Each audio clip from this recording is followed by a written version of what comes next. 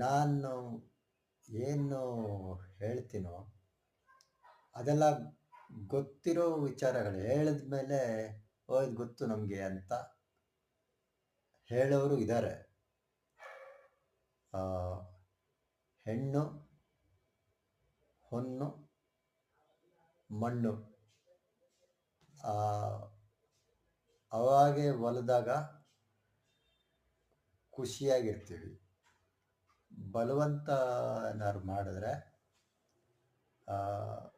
ತುಂಬ ದುಃಖ ಅನುಭವಿಸ್ತೀರ. ಸೊ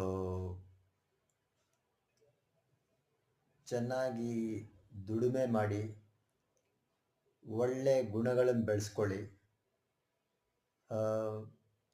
ಒಳ್ಳೆ ಹುಡುಗಿಯರು ಸಿಗ್ತಾರೆ.